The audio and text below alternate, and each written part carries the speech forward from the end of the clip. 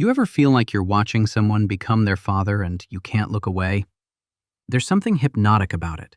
Jaafar Jackson becoming Michael on screen, Bronny James running plays in his dad's shadow, the entire culture suddenly obsessed with whether the copy can capture what made the original magic. We're not just consuming nostalgia anymore.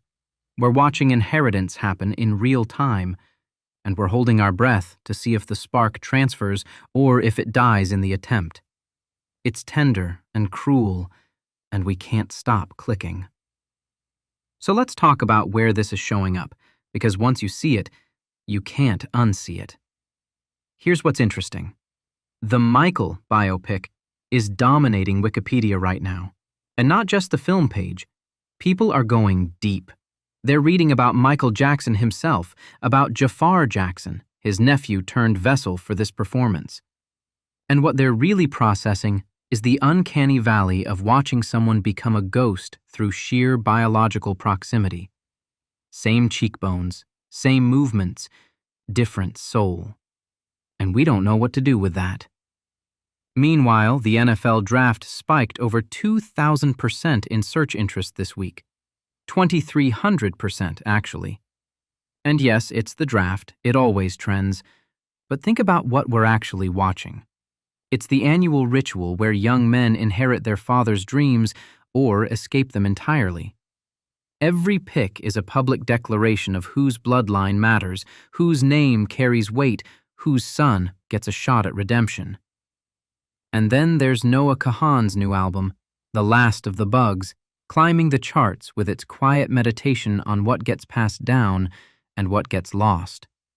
That title alone, The Last of the Bugs, it's a small elegy for lineages that end, for things that don't continue. From and Euphoria are trending at the same time, which is fascinating because they're both shows about children trapped in systems their parents built. Kids trying to survive what they inherited without ever fully understanding it. And here's the one that really caught me. The Devil Wears Prada 2 hype machine is running hot, but the real story isn't the sequel. It's people returning to the original, going back to 2006, rewatching Meryl, rewatching that Paris runway scene, needing to remember what came before, as if the sequel's entire value depends on whether it honors the ancestor. So what's actually happening here? On the surface, we're expressing a hunger for continuity. We want to believe that greatness can be passed down, that the people we lost live on in the people they made. That legacy is a kind of immortality. We want Jaafar to channel Michael. We want Bronny to carry the flame. It makes death feel less permanent. But here's what we're not saying out loud. The terror that it can't be done. That charisma, genius, the specific electricity of a singular person, these things are not inheritable. And that watching someone try to become their predecessor is actually watching them fail in slow motion. We click on Jaafar Jackson's face because we're afraid he'll never be enough. We watch Bronny because we suspect he carries a weight he didn't ask for. And here's the cruel part. We need them to fail a little, just enough to confirm that the original was irreplaceable, that death really is loss, that Michael is gone and no nephew can bring him back. To hold both truths at once, the hope and the grief, would mean loving the attempt as the attempt, not as a successful resurrection, not as a failed copy, but as its own act of devotion. The person who integrates this doesn't try to be the ancestor. They become the one who remembers them, publicly, imperfectly, in their own body. The literary critic Harold Bloom spent his entire career haunted by what he called the anxiety of influence. It was his theory that every creative act is secretly a struggle with the predecessor who made it possible. Strong artists don't just admire their forebears. They wrestle them, misread them, swerve away from them in order to make space for their own existence. And here's what Bloom understood that we keep forgetting. The tragedy isn't failure. The tragedy is the impossibility of clean succession. The son who perfectly replicates the father has disappeared into him. He's become a copy, not a person. But the son who fully rejects the father has severed himself from the source of his power. He's free, but he's floating. The only way through, Bloom argued, is creative misreading. You transform the inheritance into something the ancestor couldn't have predicted. That's the only honest form of tribute. Jaafar Jackson wearing the glove, Bronny running the break, the Prada sequel trying to find its own Miranda.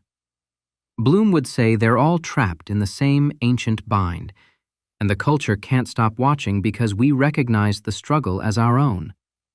We've all inherited something we didn't ask for. We've all wondered whether we're honoring it or being crushed by it. Which brings me to a film, and I want you to really sit with this one. The Wrestler. 2008, Darren Aronofsky. There's a scene late in the film where Randy "the Ram" Robinson, Mickey Rourke, in this devastating performance, sits in a nearly empty deli slicing meat. He's wearing a hairnet. His glory days are behind him. And then a young fan walks in, a kid, and the kid's eyes go wide. He recognizes Randy. Randy smiles. He performs a little of the old magic, does a small flex, a joke, a glimpse of the showman he used to be. And for 30 seconds, maybe less, you can see him become who he used to be. The crowd roars in his memory. The lights come on. Then the kid walks away, and Randy is just a man in a hairnet, alone with the sound of the deli slicer. The structural turn of that film is this. It doesn't let Randy pass anything on. He has a daughter he's failed, a body that's betraying him, a name that younger wrestlers invoke without really understanding what it meant. The movie's devastating honesty is that some flames don't transfer. They just go out. And yet, the final scene, Randy climbing the ropes one last time, the crowd below him, his heart giving out, his face full of something that looks like peace. That's not defeat. It's his refusal to let the legacy be about continuation. He makes his ending mean something by choosing it. He doesn't pass the torch. He becomes the torch, and then he burns out on his own terms. That's the feeling today. We're all watching people climb the ropes, sons and nephews and sequels and remakes, hoping the spark holds. Knowing that sometimes the most loving thing an heir can do is let the original remain unrepeated. To say, that was them, this is me, and I'll carry what I can. Stay curious, read widely, make something real. This has been the Zeitgeist Whisperer.